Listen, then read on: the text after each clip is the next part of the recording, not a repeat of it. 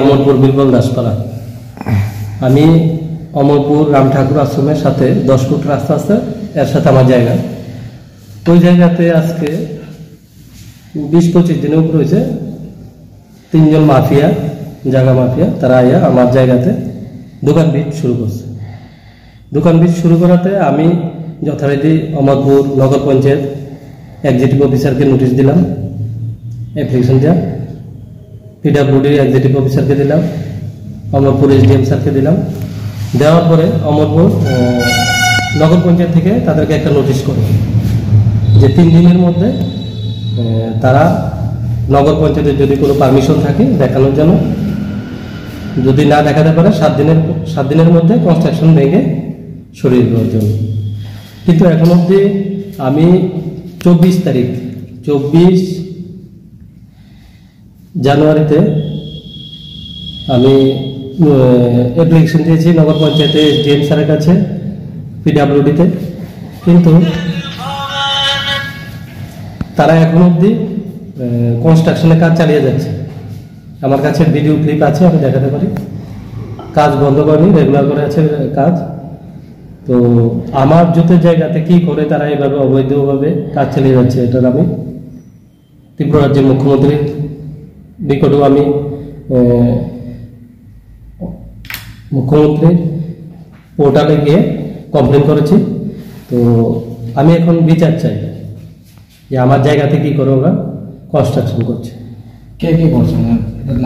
নাম একজন হচ্ছে Pradip Das, son of late Abani Mohan Das. আরেকজন হচ্ছে বিজয় সাহা, লেট মনীন্দ্র সাহা,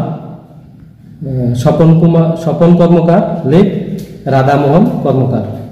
ওদের বাড়ি কি ওই জায়গাতেই? হ্যাঁ, ওদের বাড়ি, একজনের বাড়ি হচ্ছে শান্তিপল্লীতে, একজনের বাড়ি ওল্ড বিউসি নিকট, আর একজনের বাড়ি চণ্ডীপাড়াতে।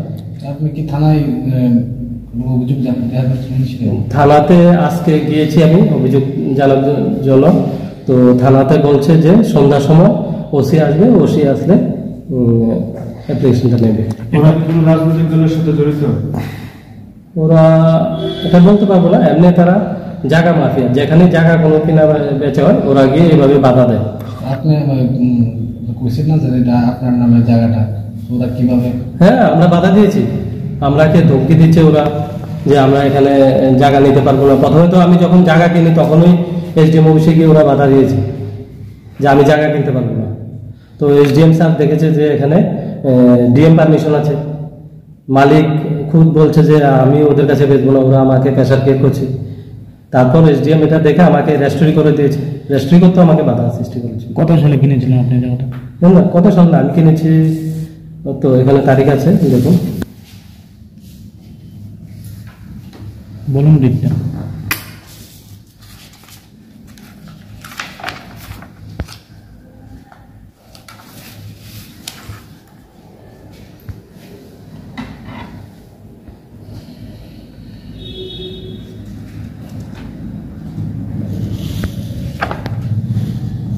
একুশ 12/2023। 21/12/2023 এই ডেটে কিনেছিলাম।